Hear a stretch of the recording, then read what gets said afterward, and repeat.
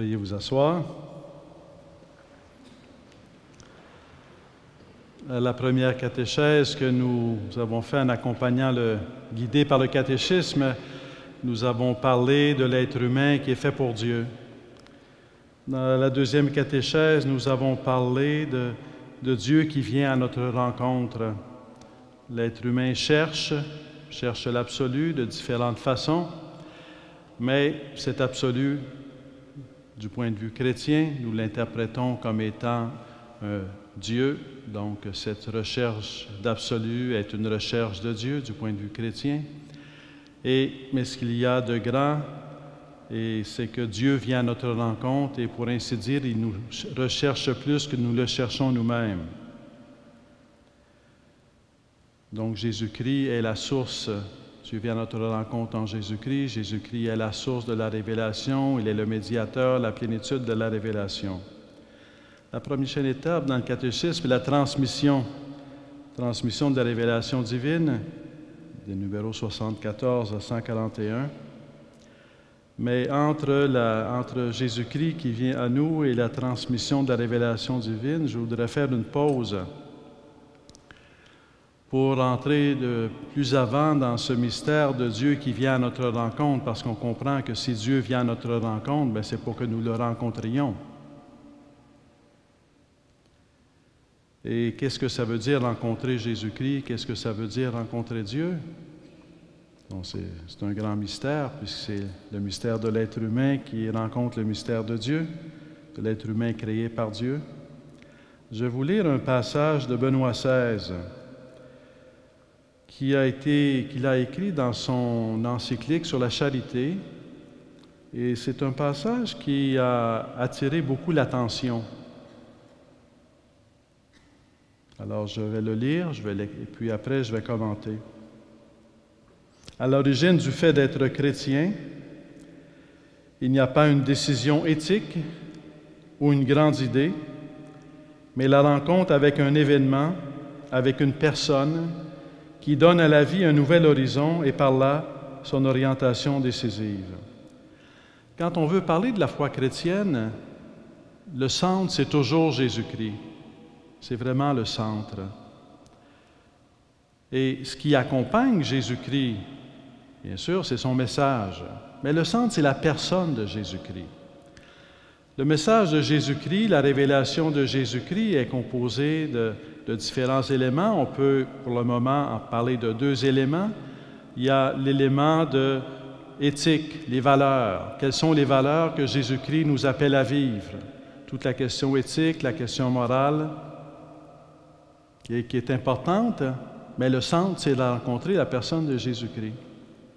Il y a aussi un autre élément, c'est la vérité, qui est Dieu, qui sommes nous. C'est important, mais le centre, c'est rencontrer la personne de Jésus-Christ. Si on envisage la vie chrétienne comme une vie simplement éthique, donc des valeurs, ça ne suffit pas. Il faut se rendre jusqu'à la rencontre avec Jésus-Christ, pour différentes raisons aussi, ne serait-ce que pour le seul fait que Dieu nous appelle à le rencontrer. Mais il y a aussi le fait que si l'éthique se réduit à des valeurs, si généreuses et si belles soient-elles, le problème, c'est que sans la rencontre avec Jésus-Christ, on est laissé à nos seules forces pour les vivre, ces valeurs. Par exemple, la valeur du pardon. Je peux dire, moi je veux avoir une vie chrétienne, donc avec des valeurs chrétiennes. Le pardon, c'est très important. Jésus-Christ l'enseigne souvent. Donc, je vais essayer, je vais pardonner. Dans ma vie, là, vraiment, je vais pardonner. Alors, il y a des moments où les blessures ou les injustices dont je serai victime ou dont je ferai l'objet, je pourrai pardonner. Mais il va arriver un moment donné où j'arrive même pas à vouloir pardonner. Alors, si la vie chrétienne était seulement un système de valeurs, sans rencontre avec Jésus-Christ, seulement un message, c'est aussi ça et c'est très important. Mais si c'était seulement que ça, on serait laissé à nos seules forces. Mais parce que la vie chrétienne est aussi une rencontre avec Jésus-Christ, on reçoit de Jésus-Christ la grâce de pardonner, s'il s'agit de pardonner. Et on pourrait multiplier les exemples. D'un autre côté, quelqu'un peut chercher la vérité, quelle est l'origine de l'univers, quelle est l'origine de l'existence, et trouver dans la foi chrétienne une réponse à sa quête de vérité. Et c'est très important. Mais la quête de vérité aussi est appelée à se dépasser pour aller jusqu'à une rencontre avec Dieu en Jésus-Christ. Parce que si la quête de la vérité est séparée de la rencontre de Jésus-Christ, ça demeure un système rationnel d'explication du monde qui peut-être peut satisfaire mon intelligence, mais ça diminue l'impact de cette vérité comme vérité à vivre. Donc le fait que la foi chrétienne soit centrée sur la rencontre avec Jésus-Christ, c'est fondamental et c'est essentiel. Par contre, ça ne diminue pas l'importance de l'éthique ou de la vérité, parce que si je dis la foi chrétienne, c'est une rencontre avec Jésus-Christ, mais que je n'ai pas le sens que c'est aussi une façon de vivre, à la limite, peut-être que je cherche un réconfort auprès de Dieu, mais je ne vois plus qu'il m'appelle aussi à transformer ma façon de vivre, à transformer mon comportement. C'est de la même façon pour la vérité. Si la rencontre avec Dieu se fait, ou avec Jésus-Christ, avec Dieu par Jésus-Christ, dans l'Esprit Saint, se fait sans la quête de vérité, sans la vérité, bien à ce moment-là, au nom de quoi est-ce que je rencontrerai Jésus-Christ, vrai Dieu, vrai homme? Au nom de quoi est-ce que je prierai Dieu? Au nom de quoi est-ce que j'invoquerai l'Esprit Saint? Donc, c'est vraiment le centre de la foi chrétienne, c'est la personne de Jésus-Christ. Un message sur les valeurs, l'éthique, la morale, un message sur la vérité, qui est Dieu, qui sommes-nous. Mais tout cela, c'est pour conduire, pour nourrir une rencontre avec Jésus-Christ, une intimité avec Dieu. Alors, je recommence ce qu'a dit Benoît XVI. À l'origine du fait d'être chrétien, être chrétien dans la plénitude du sens du mot, c'est-à-dire quelqu'un qui vit uni à Jésus-Christ. Il n'y a pas une décision éthique, ça ne suffit pas. Quelqu'un pourrait être attiré, par exemple, comme la valeur de la solidarité, et moi je vais être solidaire parce que Jésus-Christ était solidaire avec les plus démunis, et c'est très beau. Mais encore une fois, il peut arriver un moment donné où peut-être la solidarité me demanderait de donner quelque chose que je ne suis pas prêt à donner et j'ai besoin de la grâce pour le vivre. Donc, il n'y a pas une décision éthique, ce n'est pas seulement une question éthique, ou une grande idée, une question de vérité qui pourrait bien être lumineuse, mais qui nous garderait dans un contexte d'articulation de vérité et non pas de rencontre avec la vérité, parce que Dieu lui-même est vérité, comme il est bonté, comme il est paix. Donc, l'origine du fait d'être chrétien, ce qu'il y a, c'est une rencontre avec un événement, et cet événement, quel est-il? C'est une personne. Jésus-Christ, vrai Dieu, vrai homme, crucifié et ressuscité, toujours vivant, que je peux rencontrer, qui donne à la vie un nouvel horizon, l'horizon de la vie divine, de la vie éternelle, qui dès aujourd'hui peut entrer dans ma vie, parce qu'en Jésus-Christ, l'éternité est entrée dans le temps. Et par là, son orientation décisive, nous sommes en marche à la suite de Jésus-Christ, unis à lui, vivant de sa vie, attachés à lui. Alors, quelle conclusion va en tirer Benoît XVI pour l'évangélisation? Il va dire dans l'exhortation apostolique Verbum Domini, ces paroles très fortes, « Il n'existe pas de priorité plus grande,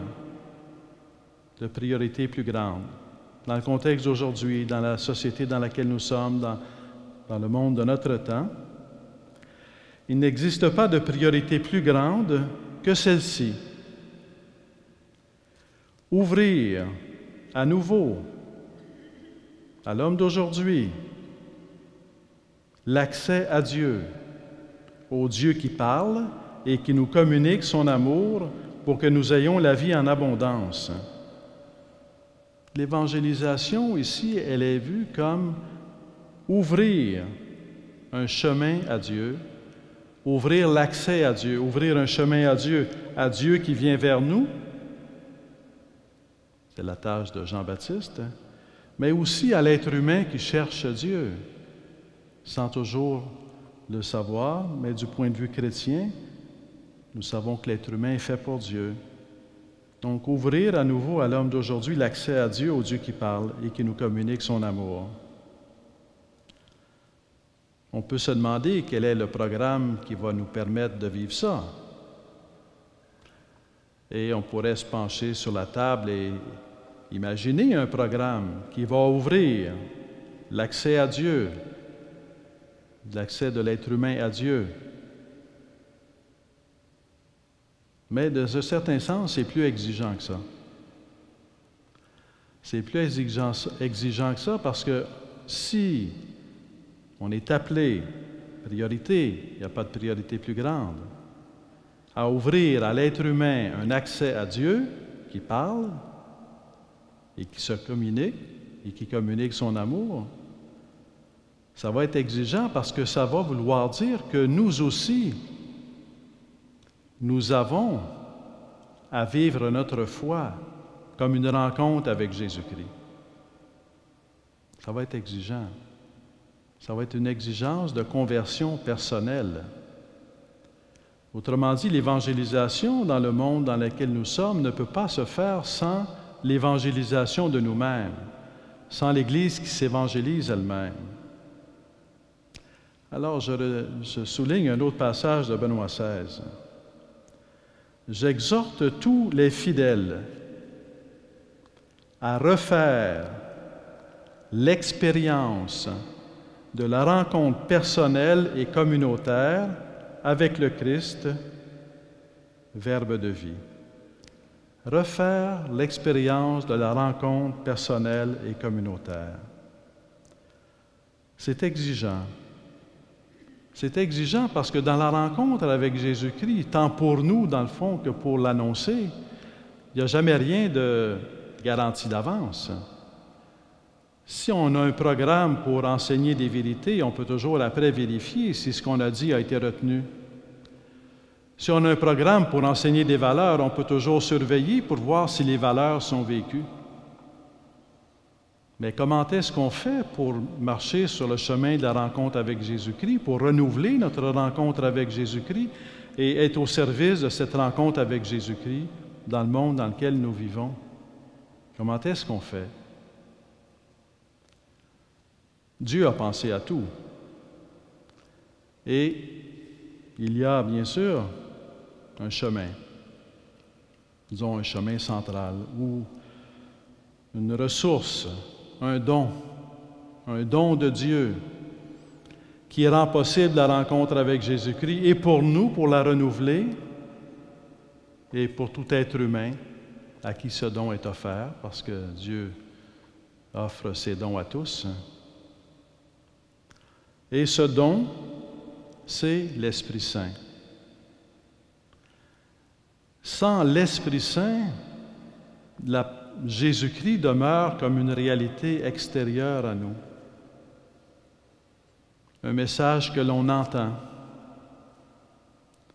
Ça prend l'Esprit Saint au plus profond de l'action de notre âme pour que notre cœur s'ouvre véritablement, notre esprit s'ouvre véritablement à Jésus-Christ, pour l'accueillir véritablement. Ça prend l'action de l'Esprit Saint. Et on va y revenir, toute la Bible, toute la tradition de l'Église met en valeur, évoque l'Esprit Saint. L'Esprit Saint, c'est pas facile en même temps que c'est réconfortant.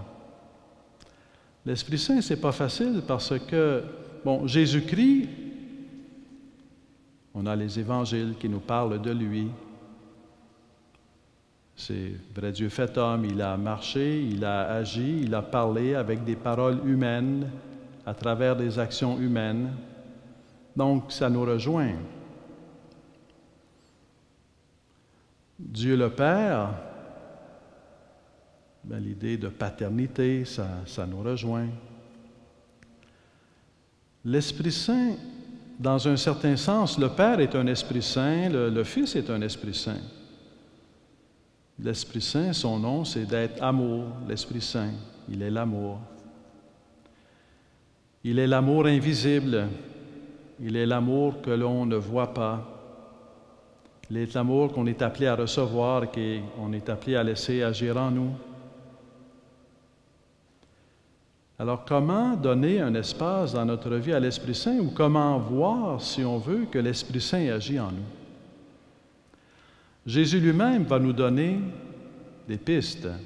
Jésus va dire, je vais vous envoyer un paraclet, un défenseur. Il va vous expliquer tout ce que je vous ai dit. Il va vous guider vers la vérité tout entière. La vérité tout entière, c'est Jésus-Christ. Donc, l'Esprit Saint va vous guider vers la vérité tout entière, c'est-à-dire l'Esprit Saint va vous unir à moi, va vous aider à entrer en moi, dans ma vérité, dans ma bonté, dans ma vie, dans ma paix. Donc, l'Esprit Saint, il n'est pas là pour lui, il n'est pas là pour se montrer, il est là pour nous unir à Jésus-Christ. Il est là pour que cette rencontre avec Jésus-Christ soit véritablement possible. Donc, c'est Dieu même qui nous conduit à lui. C'est Dieu lui-même qui nous rend possible pour nous de le rencontrer. Dans un premier temps, rencontrer Jésus-Christ, ça peut apparaître une opération impossible, et de fait, ça l'est, si nous sommes laissés à nos seules forces. Mais c'est une œuvre que Dieu lui-même vient réaliser en nous par le don de l'Esprit Saint. Un des exemples qu'on peut utiliser pour parler de l'Esprit Saint, que je n'ai pas trouvé dans la Bible, mais que j'ai trouvé dans un livre de spiritualité, c'est que l'Esprit Saint, c'est comme le regard, c'est comme l'œil. L'œil ne nous est pas donné pour que l'on voie l'œil. L'œil nous est donné pour que l'on voie. L'œil nous permet de voir. Et s'il n'y a pas de miroir, on ne voit pas notre œil, on ne voit pas ce qui nous permet de voir. L'Esprit Saint nous est donné pour nous permettre de nous attacher à Jésus-Christ. Chaque fois que lorsque vous pensez à Jésus-Christ, vous avez un grand désir d'être uni à lui, de le connaître, de marcher à sa suite, c'est grâce à l'action de l'Esprit Saint dans votre cœur. Ça vient de l'action de l'Esprit Saint. Et vous pouvez lui dire merci. Merci pour le désir enflammé qu'il met en vous d'être des disciples de Jésus-Christ. Ça vient de lui, ça ne vient pas de nous. C'est un don. C'est le fruit de l'action de l'Esprit Saint. L'action de l'Esprit Saint a le pouvoir d'agir dans nos cœurs et il a le pouvoir d'agir sur toute la terre. Et dans ce sens-là, on pourrait des fois penser que la vie chrétienne, pour l'ensemble des chrétiens, c'est de mener une bonne vie. Et quelques personnes, les fondateurs de communautés religieuses, les saints ou les saintes qui sont canonisés, sont appelés à aller plus loin, à développer une intimité avec Jésus-Christ, une union transformante avec Jésus-Christ, comme dit saint Jean de la Croix, et c'est pour quelques vocations spéciales. Si une chose qui a été dite au Concile Vatican II et qui a été confirmée par le Concile Vatican II, c'était dit avant, ça a été confirmé par le Concile Vatican II, c'est que tous les baptisés sont appelés à la sainteté. Il n'y a pas les baptisés appelés à une vie chrétienne, entre guillemets, régulière, disons, moyenne, et ceux qui sont appelés à la sainteté. C'est certain que c'est un appel qui fait peur, c'est certain. Seigneur, demain tu vas voir tout ce que je vais faire pour toi, mais laisse-moi aujourd'hui. Demain, je suis prêt à tout donner, mais laisse-moi aujourd'hui, pas tout de suite. Vas-y tranquillement. J'ai peur. Mais c'est correct d'avoir peur. Mais encore une fois, l'Esprit Saint nous est donné. L'Esprit Saint nous est donné pour nous fortifier, nous pacifier, nous éclairer, nous unir à Jésus-Christ. Et cet appel à la sainteté, il est possible, pas parce que quelques-uns parmi les êtres humains seraient plus généreux que d'autres et pourraient devenir saints. Non, cet appel, répondre à l'appel à la sainteté, c'est possible parce que l'Esprit Saint nous est donné. Et l'Esprit Saint nous est donné et tout baptisé est appelé à la sainteté. Donc la rencontre avec Jésus-Christ est possible par la puissance de l'action de l'Esprit Saint qui agit dans nos cœurs. La quête de la sainteté ou la réponse à l'amour de Dieu par une réponse qui veut répondre jusqu'à la perfection de l'amour sur le chemin de la sainteté pour marcher à la suite de Jésus-Christ, c'est possible parce que l'Esprit Saint nous est donné. L'Esprit Saint, Jésus-Christ et l'Esprit Saint, les deux ensemble, jamais séparés. Les pères de l'Église disaient, Dieu le Père agit avec deux mains. Une, c'est Jésus-Christ, l'autre, c'est l'Esprit Saint. Jésus-Christ, c'est la main extérieure qui se présente à nous, la parole de Dieu. Et l'Esprit Saint, c'est la main intérieure qui agit au fond de l'âme.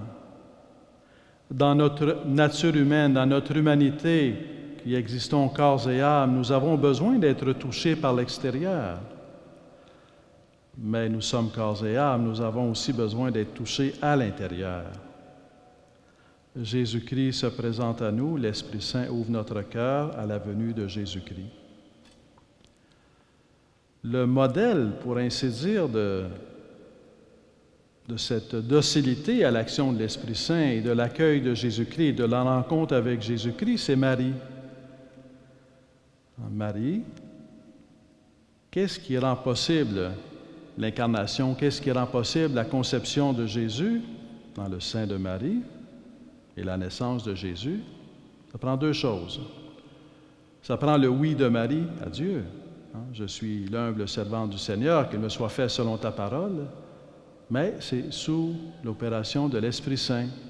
C'est sous l'action de l'Esprit Saint. Oui, ça prend notre oui, notre disposition, mais en même temps, ça prend l'action de l'Esprit Saint. Donc, Jésus-Christ vient à nous, vient frapper à la porte de notre cœur, comme le dit l'Apocalypse, et nous invite à ouvrir. Et si, lorsque nous disons oui, l'Esprit Saint vient en nous, nous unir à Jésus-Christ. Ici, Marie est un peu comme le modèle qui accomplit tout ce qui précède et qui annonce tout ce qui va suivre.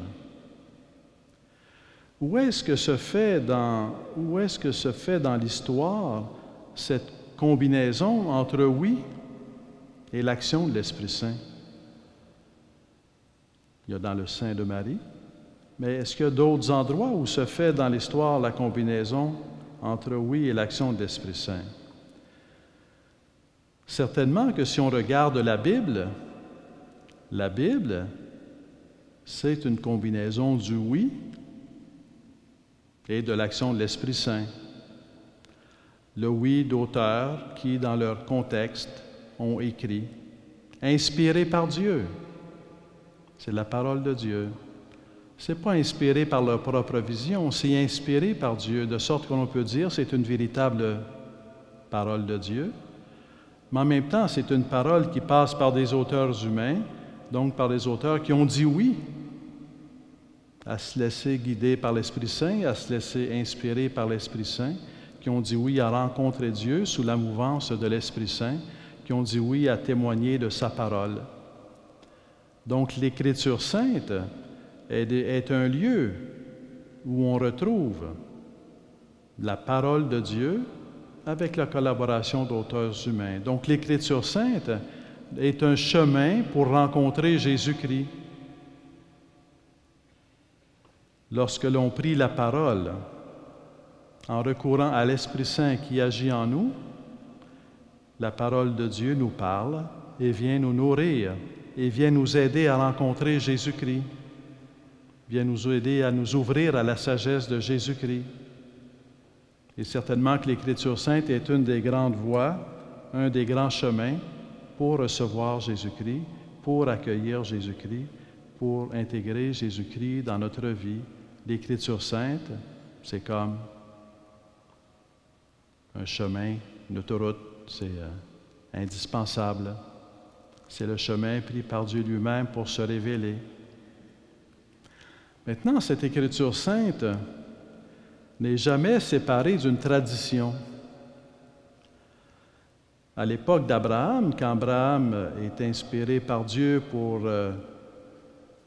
quitter son pays et être le début d'un peuple de Dieu, ce n'est pas encore l'Écriture sainte. C'est plusieurs siècles plus tard, l'Écriture sainte. Mais Abraham n'en est pas moins inspiré par Dieu. Moïse est inspiré par Dieu. Le peuple d'Israël, qui, au moment de l'Exode, est guidé par Dieu. Donc, l'œuvre de l'Esprit Saint ne se limite pas à l'Écriture sainte. Dans toute l'œuvre de la révélation, d'Abraham à la Pentecôte, cette œuvre de l'Esprit Saint agit à travers des êtres humains qui sont appelés par vocation, mais il agit aussi à travers un peuple de Dieu qui est en chemin. Et quand ce qui est pour nous, chrétiens, l'Ancien Testament va être écrit au fil des siècles, ça va être à l'intérieur du peuple de Dieu, à l'intérieur du peuple juif.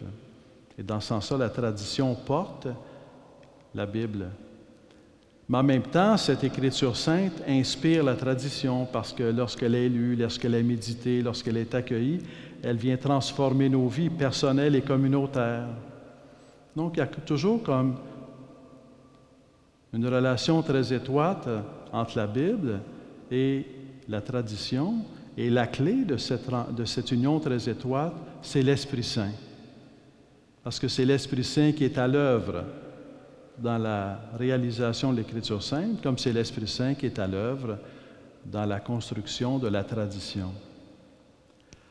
À la suite de la résurrection de Jésus, à la suite de la Pentecôte, au moment où les apôtres vont parler de ce qu'ils ont entendu de Jésus, de ce qu'ils ont vu chez Jésus, et que peu à peu vont se construire les matériaux pour écrire les évangiles et les lettres apostoliques.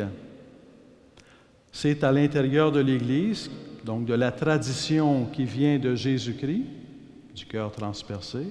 C'est à l'intérieur de l'Église naissante, de la première génération de chrétiens, ou des quelques premières générations, que va être construite l'Écriture sainte, le Nouveau Testament, ce qui est pour nous le Nouveau Testament. Donc, c'est tradition, Écriture sainte, parce que l'Esprit Saint agit dans la tradition du peuple de Dieu, de l'Église, comme il agit dans l'inspiration de l'Écriture sainte. Et les deux renvoient toujours l'un à l'autre. Et dans ce sens-là, lorsqu'on parle de la transmission de la révélation, donc de la transmission de la révélation en Jésus-Christ, qui est la source de la révélation, on parle dans un premier temps de l'Esprit Saint pour ouvrir notre cœur à la révélation. Mais cette révélation, elle vient jusqu'à nous à travers l'Écriture sainte et la tradition, qui nous permet d'entrer en relation avec Jésus-Christ. On a besoin d'une parole extérieure. L'Écriture sainte est une parole extérieure, mais on a besoin d'intérioriser, d'assimiler, d'intégrer cette parole de Dieu pour être transformé par elle, pour en vivre.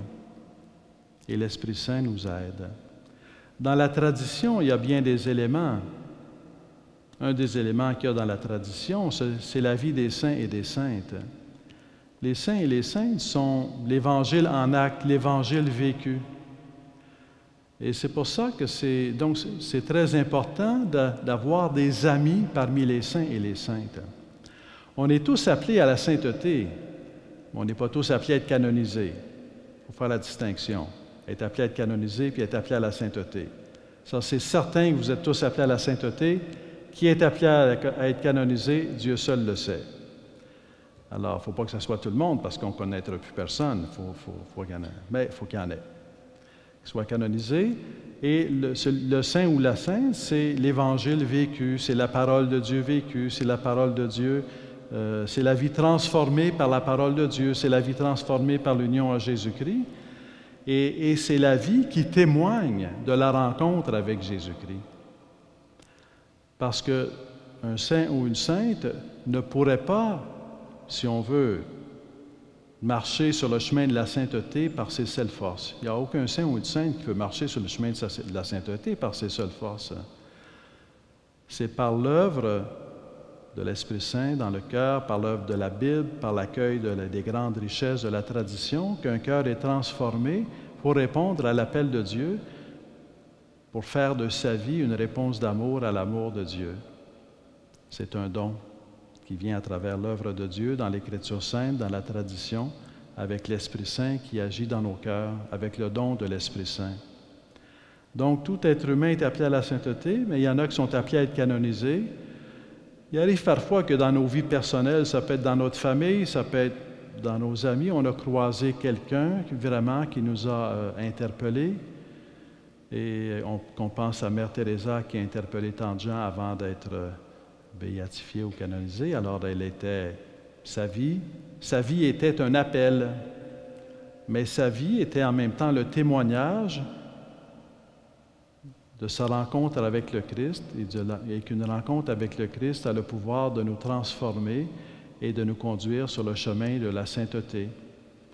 Donc, c'est important d'avoir des amis saints ou saintes. Je vous invite à chercher.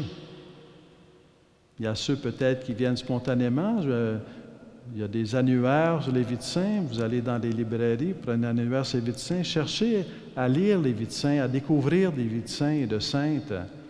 C'est beau d'en avoir quelques-uns que l'on prie,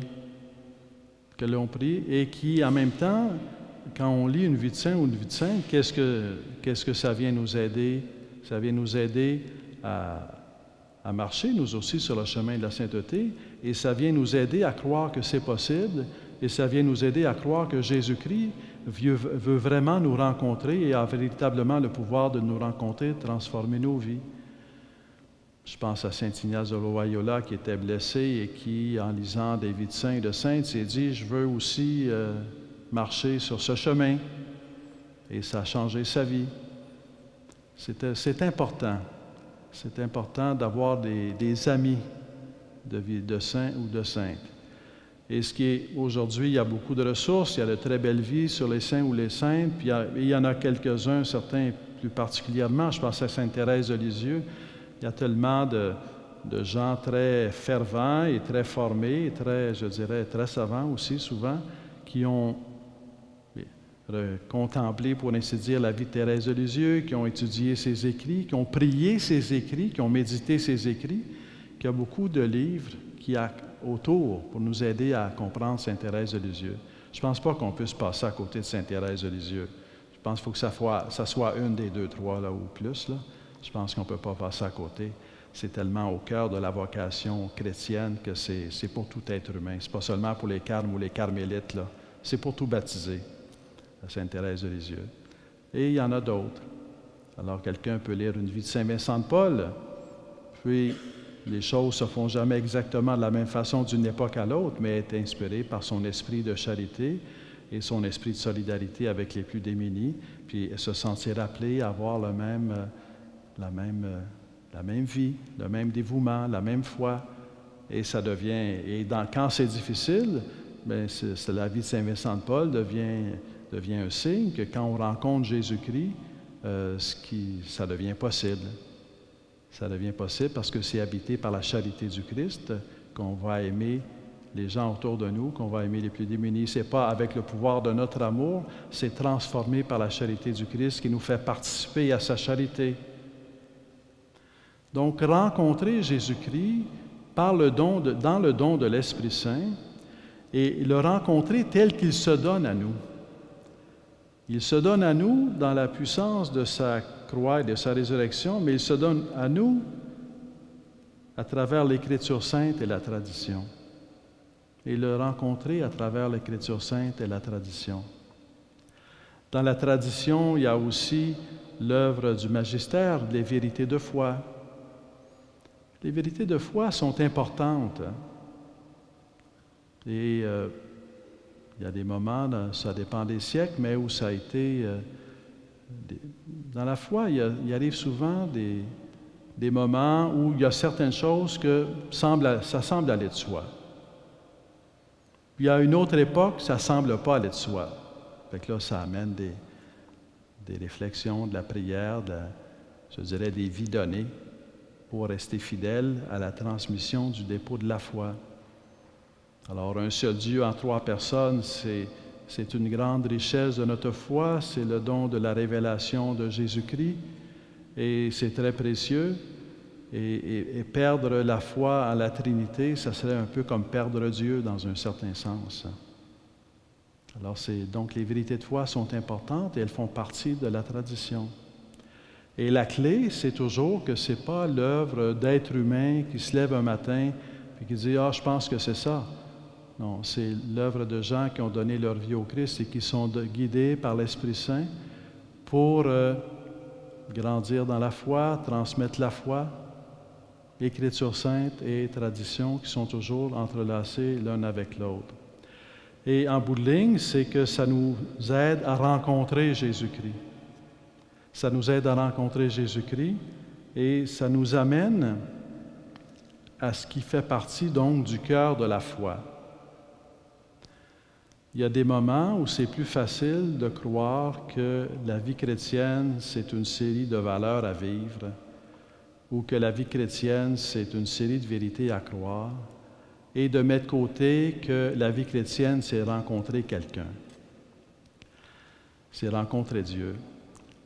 Et c'est compréhensible parce que on ne peut pas rencontrer Jésus-Christ sans être transformé par lui, sans être interpellé par lui, sans être appelé par lui. Et on peut avoir peur. Et probablement qu'on a peur. Probablement qu'on a tous un peu peur de rencontrer Jésus-Christ. Probablement qu'il peut arriver des fois que Jésus-Christ, ça nous intéresse, mais on veut garder une certaine distance. Ça nous attire, mais on ne veut pas aller jusqu'au point de nous compromettre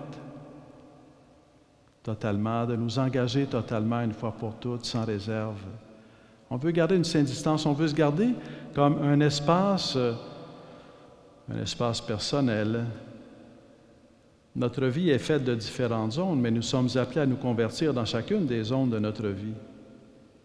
Dans la zone du pardon, mais aussi dans la zone de la solidarité, dans la zone de la chasteté. Nous sommes appelés à nous convertir.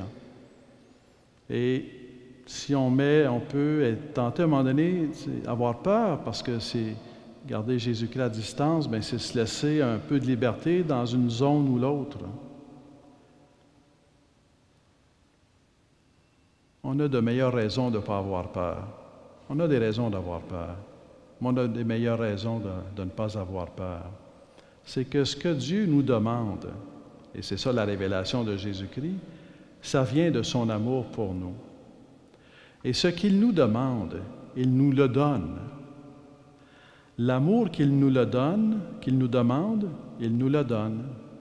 Parce que l'amour avec lequel il nous appelle à aimer, bien, par nous-mêmes, c'est impossible. Alors, qu'est-ce qu'il fait? Bien, je vais vous donner mon amour. Hein? C'est avec l'amour de Dieu en nous que nous aimons Dieu. C'est avec l'amour de Jésus-Christ en nous que nous aimons Dieu. C'est avec le don de l'Esprit Saint que nous participons à l'amour de Jésus-Christ pour aimer le Père. De sorte que notre vie devient véritablement une vie vers le Père, par le Fils et dans l'Esprit. Je relis un peu Benoît XVI. Donc, j'exhorte tous les fidèles à refaire l'expérience de la rencontre personnelle et communautaire avec le Christ. Personnelle et communautaire, les deux sont très importants. Dans la foi chrétienne, tout est personnel et communautaire. C'est par rapport à moi qui suis appelé, mais tous ensemble, nous sommes les enfants de Dieu, nous sommes une famille. Nous sommes appelés à vivre une expérience communautaire, non seulement qu'une expérience individuelle de relation avec Dieu, mais aussi une expérience communautaire. Et dans ce sens-là, l'Église, comme une famille, la paroisse comme famille, ou une communauté religieuse comme famille, ou la famille humaine comme famille, qui est toujours dans notre vie de foi une dimension communautaire, toujours. Et c'est exigeant, parce qu'encore une fois, ce qui est difficile avec Dieu, c'est-à-dire de s'ouvrir au désir d'un autre qui est Dieu, est aussi difficile sur le plan humain, c'est-à-dire de s'ouvrir au désir d'un autre qui est un être humain à côté de nous, qui est un frère, qui est une sœur, qui est un époux, qui est une épouse. Donc, c'est une relation personnelle avec le Christ et communautaire avec le Christ, tous ensemble avec le Christ. Le Verbe de vie qui s'est rendu visible et à s'en faire les messagers, être des messagers de Jésus-Christ pour que le don de la vie divine, la communion, s'étende toujours davantage dans le monde entier.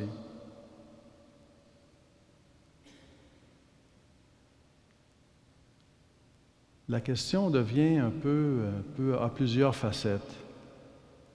Est-ce que je suis convaincu que le monde, que l'humanité a besoin de Dieu? Est-ce que je suis convaincu que le monde a besoin de Jésus-Christ, unique sauveur du monde? Est-ce que je suis convaincu que ce trésor de la foi qui est pour moi dans ma vie personnelle, peut-être dans une certaine vie communautaire immédiate, c'est aussi pour les autres? Comment œuvrer, disons, on a une piste, on a l'Écriture sainte, on a la tradition, on a le don de l'Esprit Saint, donc il y a la prière, il y a la liturgie, les sacrements, avec la Bible, pour pouvoir grandir la table de la parole, la table de l'Eucharistie, pour pouvoir accueillir Jésus-Christ qui nous transforme. Mais comment est-ce qu'on communique ça à d'autres? C'est une question qu'ils sont en train d'aborder au synode sur la nouvelle évangélisation à Rome. C'est une question qu'on n'aura jamais fini d'aborder parce que l'évangélisation, c'est un chantier perpétuel de génération en génération. Alors, je voudrais simplement évoquer quelques aspects. Si nous avons la foi aujourd'hui, c'est parce que depuis 2000 ans, nous avons la foi en Jésus-Christ, c'est parce que depuis 2000 ans, il y a des gens qui ont eu la foi en Jésus-Christ et qui ont transmis la foi de génération en génération. S'il y avait une génération où il n'y avait plus de foi sur la terre, bien, il n'y aurait plus de transmission de la foi. Je dirais, la foi chrétienne, elle est puissante et fragile dans le sens qu'elle est toujours à une génération de risquer de disparaître, parce que c'est de génération en génération. Mais c'est aussi sa force, parce que c'est toute l'humanité qui est embrassée dans le plan de Dieu. Et donc, depuis 2000 ans, de génération en génération, le flambeau de la foi a été transmis. Si nous sommes ici aujourd'hui, c'est parce que nous avons eu des gens qui nous ont transmis le flambeau de la foi. Le flambeau de la foi, une fois qu'on a le flambeau de la foi, combien de gens vont avoir la foi chrétienne, disons explicite, parce qu'il y a toutes sortes de degrés possibles, mais disons une foi chrétienne consciente, explicite, vécue, combien de gens, ça appartient à Dieu. La transmission de la foi d'une génération à l'autre, c'est l'œuvre de Dieu, mais en même temps, la multiplication des chrétiens et des chrétiennes, ça appartient à Dieu. Je pense que nous, ce qui nous est demandé, c'est de penser en termes de vivre notre foi et d'annoncer Jésus-Christ, mais quelque part, c'est l'œuvre de Dieu, c'est l'œuvre de l'Esprit Saint qui agit dans les cœurs. Et à quel moment est-ce que Dieu fait en sorte que ce flambeau embrase toute une nation, tout un village, tout un pays ou tout un continent? Ça appartient à Dieu. Alors donc, il y a comme un abandon qui est inéluctable dans la transmission de la foi. Mais cet abandon, il est possible.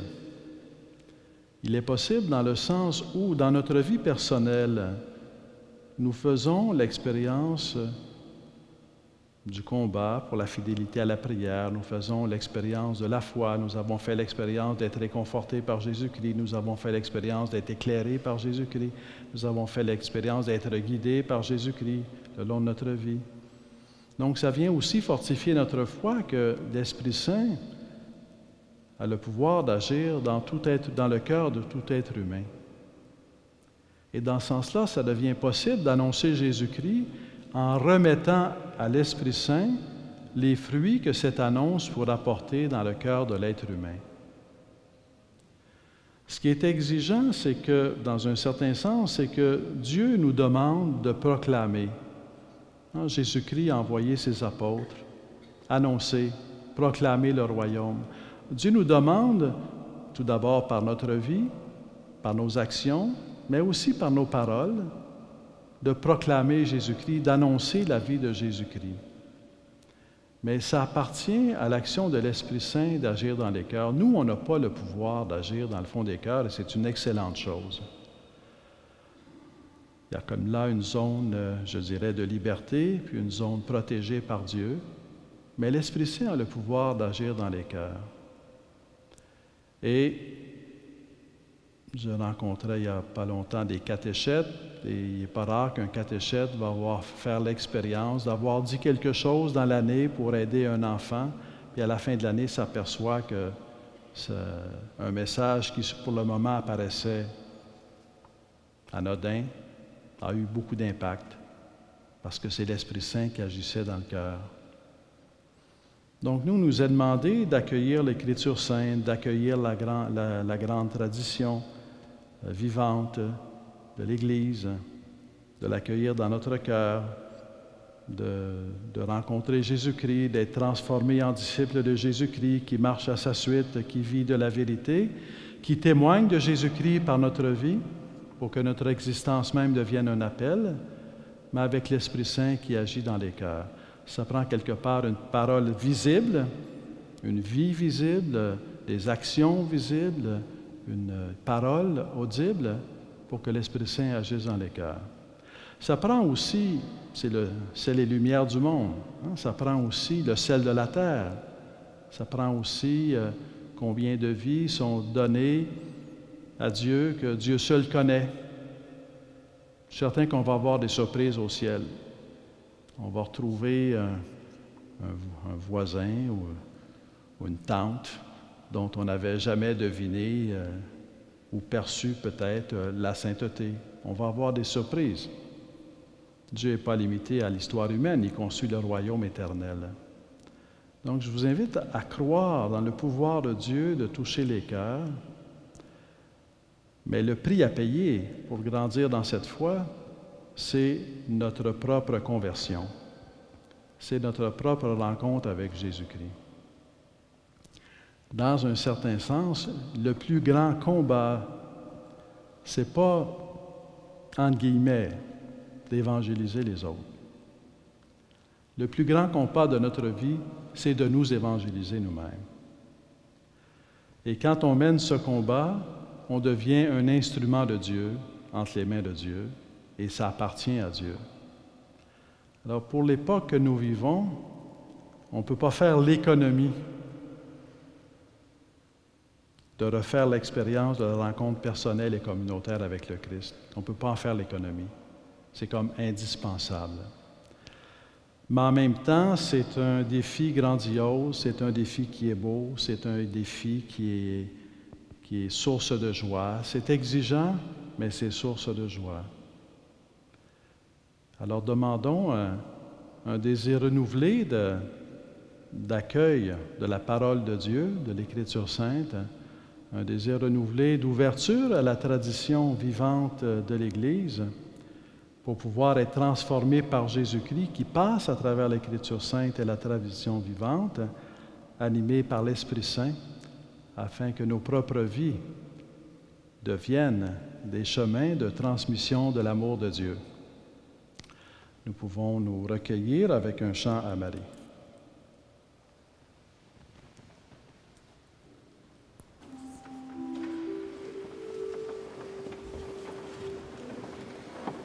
Psalmodium